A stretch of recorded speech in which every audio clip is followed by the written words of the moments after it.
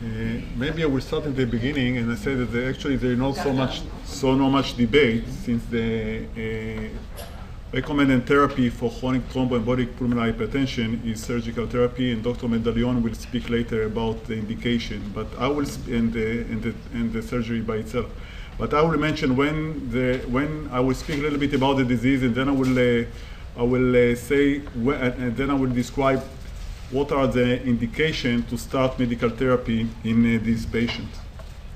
So I will start with the definition of the disease. And chronic thromboembolic disease can be diagnosed if organized thrombi in main lobar or segmental pulmonary arteries can be visualized in patients with pre-capillary pulmonary hypertension. And the definition of pre-capillary pulmonary hypertension is mean pulmonary artery pressure above 25 millimeters of mercury, pulmonary vascular resistance above 3 Wood units, and normal pulmonary wedge pressure.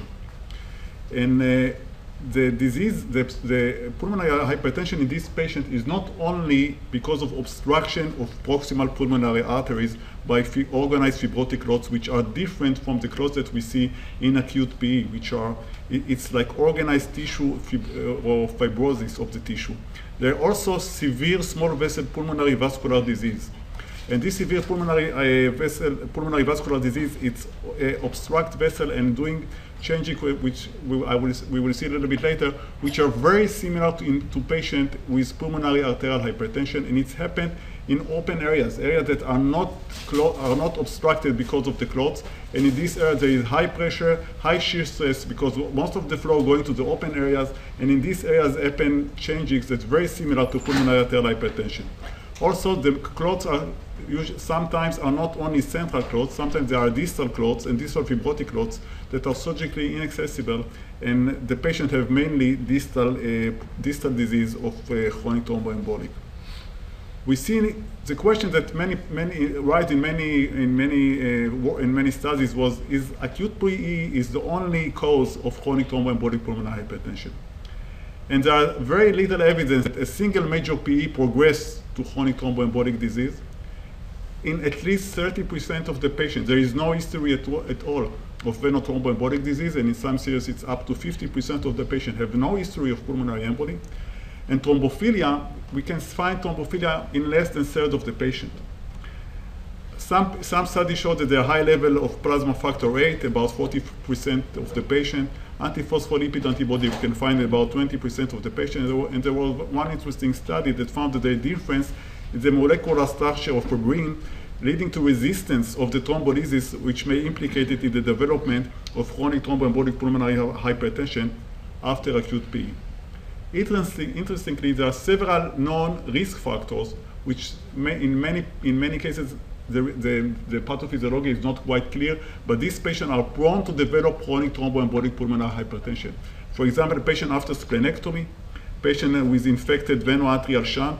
There was studies that found, for example, the DNA by PCR of staph aureus on the cells from the pulmonary arteries. A patient with thyroid replacement therapy, patient with inflammatory bowel disease or osteomyelitis may be as a sign for systemic inflammation that also go to the pulmonary arteries, and this chronic inflammation lead to local in situ thrombosis in the major pulmonary arteries. And it seems today that acute PE in combination with risk factors trigger an intravascular remodeling process that involves not only the thrombus itself, it also involves the resistant small pulmonary arteries with pulmonary arteriopathy, as I said, similar to pulmonary arterial hypertension.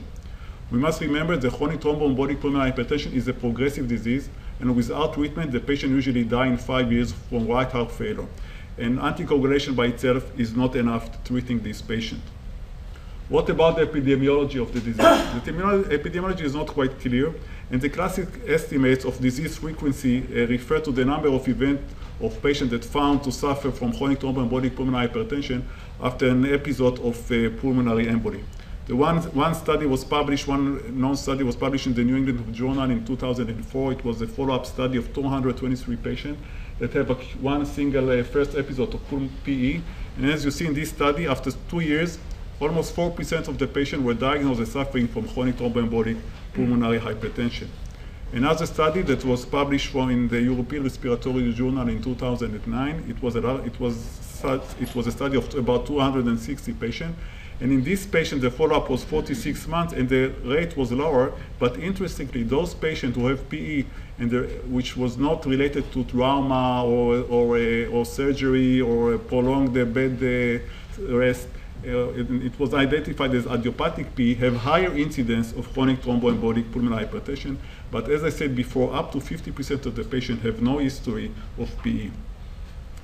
In many patients, the pulmonary hypertension progressed and it's become more and more severe, and it's not related to the extent of obstruction of the major pulmonary artery. It's related to the vascular remodeling in small pulmonary artery. And there is a low correlation between the extent of central obstruction and the degree of pulmonary hypertension. And in this study, for example, they measured the pulmonary vascular resistance on the y-axis to the percentage of the pulmonary vascular obstruction on the x-axis. This is in patients with acute PE, and you can see that there is nice correlation between the extent of obstruction and the elevation of the pulmonary vascular resistance. But in patients with chronic thromboembolic pulmonary hypertension, there is no relation between the extent of the obstruction and the elevation of the pulmonary vascular resistance. Also, there was a study that take histological samples from patients with chronic thromboembolic pulmonary hypertension, and in areas of obstruction and areas which were not obstructed, there was very similar findings that we find in patients with pulmonary arterial hypertension, from medial hypertrophy and eccentric intimal fibrosis to plexiform lesions.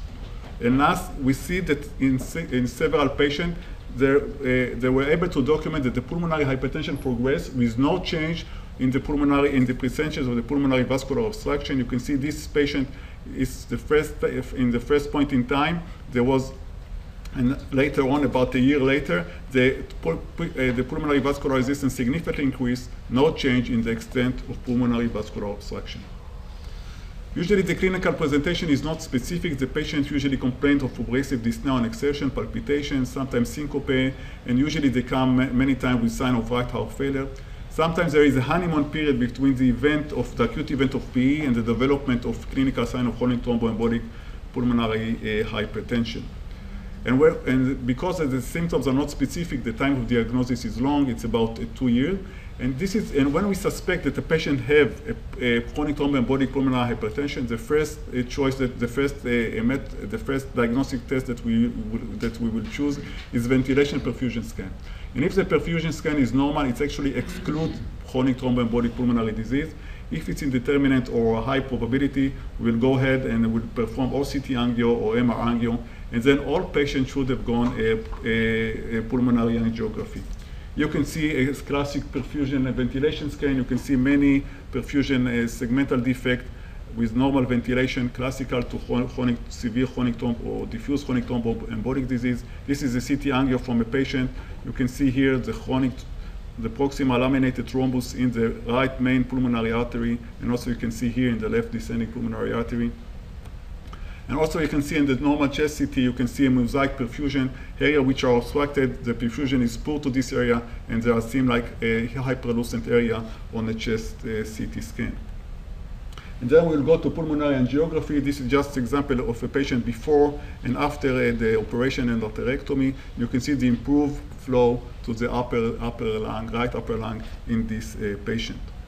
And today, many centers use also MR angio, which have the advantage of no ionizing radiation. You have typical finding that you can see that the patient suffers from chronic thromboembolic pulmonary hypertension and good evaluation of the right ventricular function.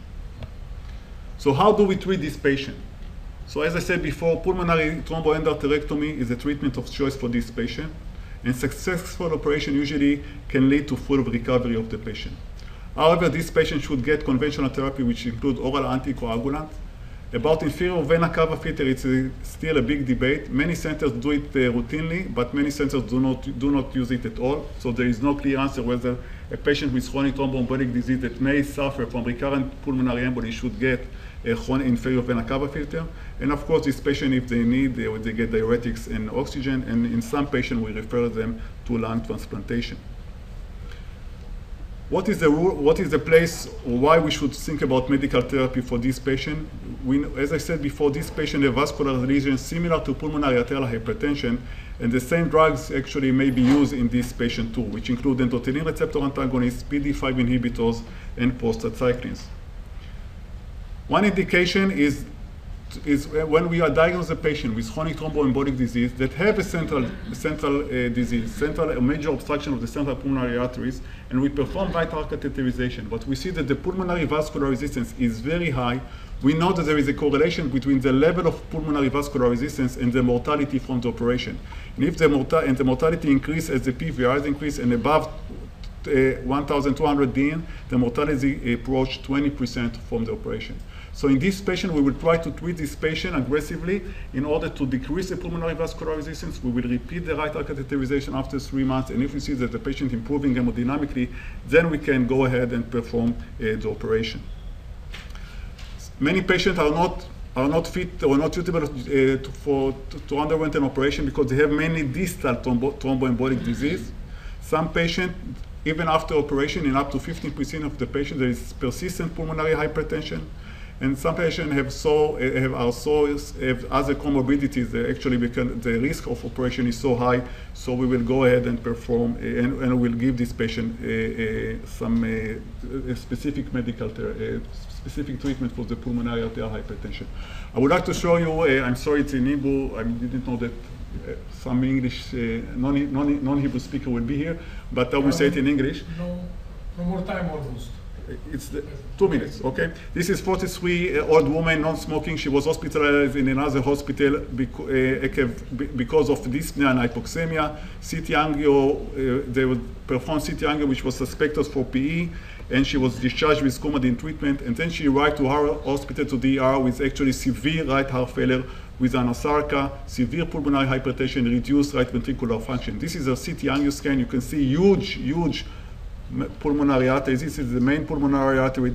All these are organized thrombus in the main left pulmonary artery. Look, the left pulmonary, the descending left pulmonary artery. This is the descending aorta. Look, the difference. It's a huge thrombus inside. We perform right heart catheterization, so in severe precapillary pulmonary hypertension, severe increase in the pulmonary vascular resistance. We started treatment with diuretics, dobutamine, and intravenous prostacyclin, intravenous Flolan. And after about a month, she lose about 30 kilo in weight. She was improving saturation. She continued treatment with the IV Flolan. And after 3 months, we repeat the right heart catheterization.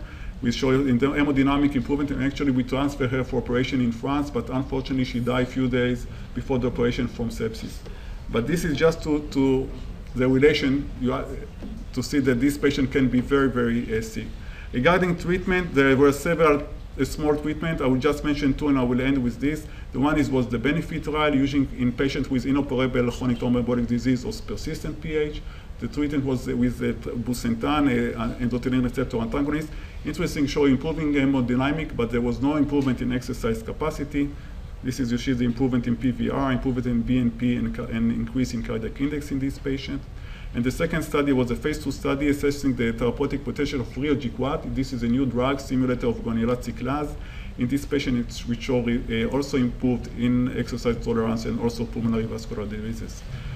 And I will end with this slide. And the slide said that if you have a patient with diagnosis of chronic thromboembolic pulmonary hypertension, and you have to treat him with anticoagulation. If it's surgically accessible and there are no severe comorbidity, you have to go you have to go for operation. But if there is severe comorbidity or the advanced small vessel disease, and you think the pH and the PVR are much more than the proximal obstruction, you should try and treat this patient with specific therapy for pulmonary hypertension. And I would like to thank you.